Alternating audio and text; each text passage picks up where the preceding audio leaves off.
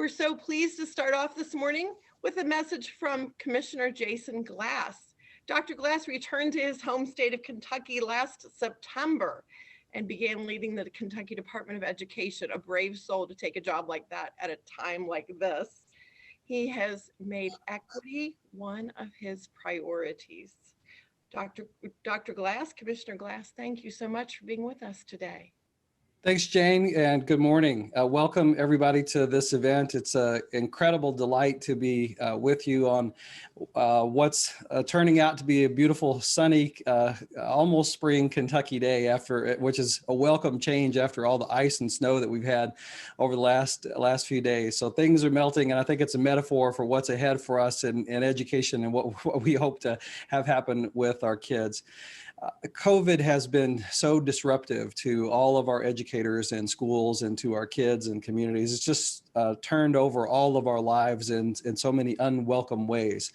And I think in some ways that have really had a devastating impact on our GT students, particularly kids that have thrived so much on learning outside of what we might call a traditional direct instruction, content-based experience.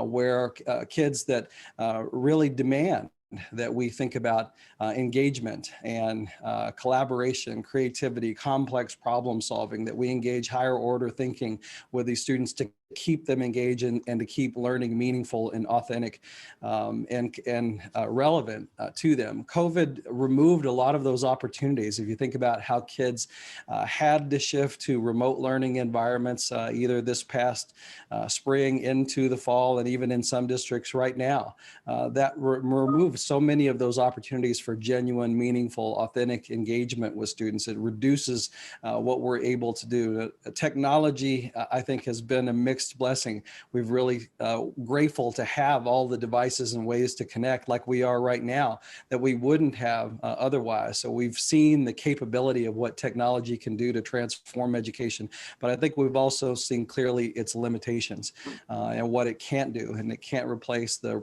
human connection, the relationships that are so important in bringing learning bringing meaning and life to learning.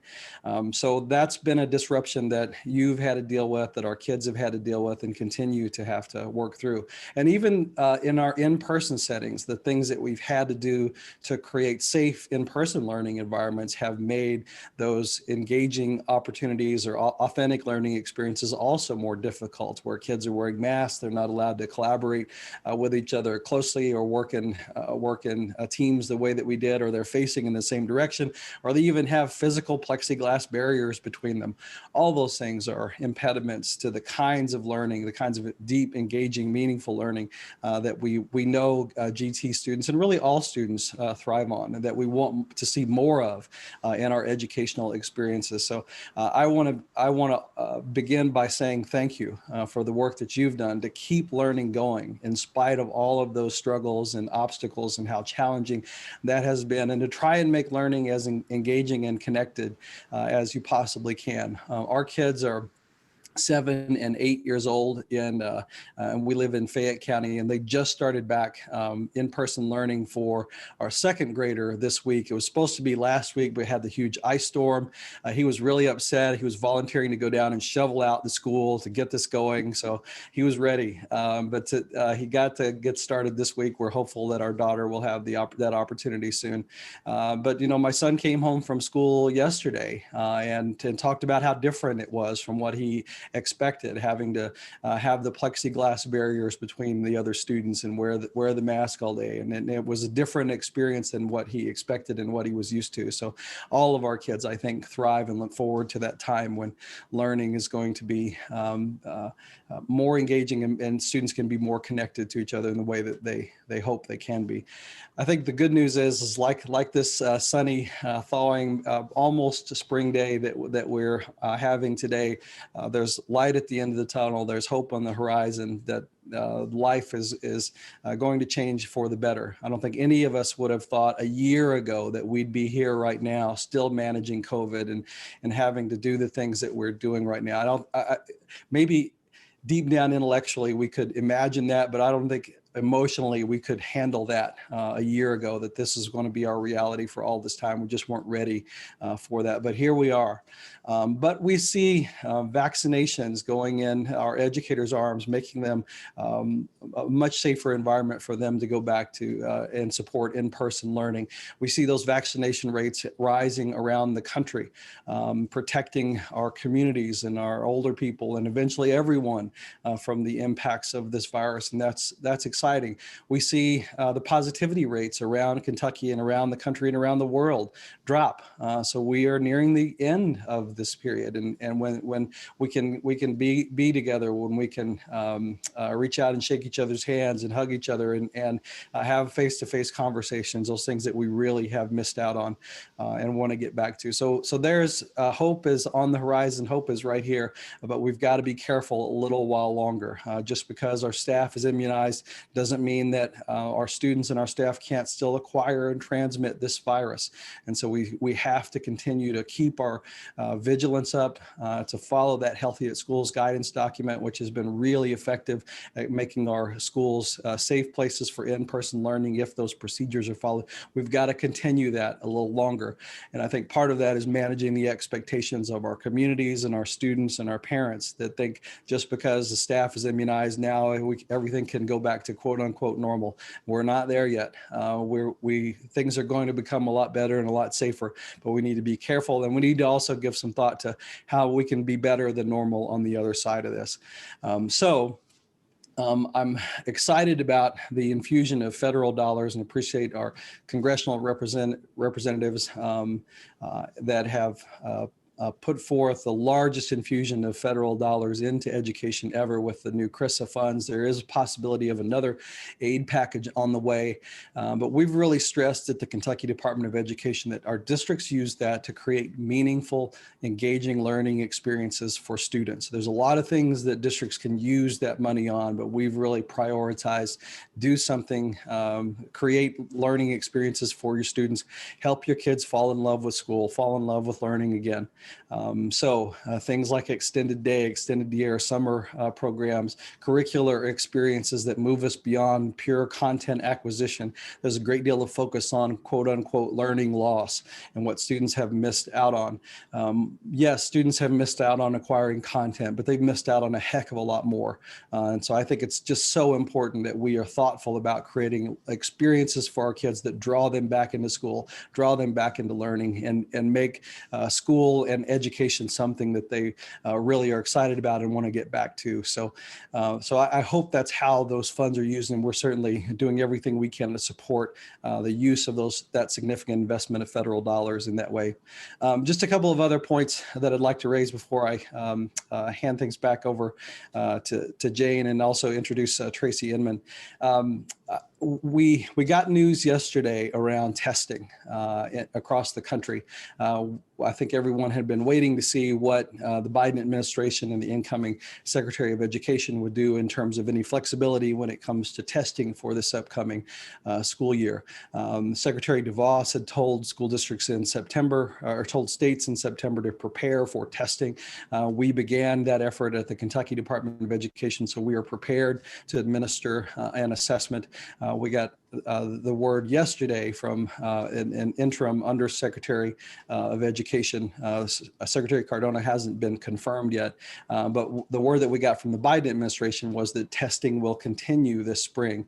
Waivers are available for accountability. So what that means is states will be required to administer an assessment of some kind, and they are able to request a waiver from the use of those test results for any sort of rankings or punishments or anything for schools or districts as a result of those, which I think certainly we should be looking at a waiver from accountability, because the data itself will be highly questionable and will have a lot of reliability problems just because of the environment in which we're having to test right now.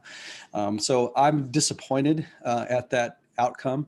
I really think that we know that there's been learning disruption. There are a number of ways that we could get at evaluating and determining what the extent of that learning loss or lack of engagement with content knowledge are, rather than subjecting millions of kids to a standardized assessment at the very time that they're coming back into in-person learning en masse. So I am disappointed in that decision. I understand the rationale behind it, and I know it was a difficult decision for the Biden administration to make. Just for the record, I don't think it was the right one, but we will move forward with testing in Kentucky, and we will seek a waiver from accountability, which I am certain that we will receive.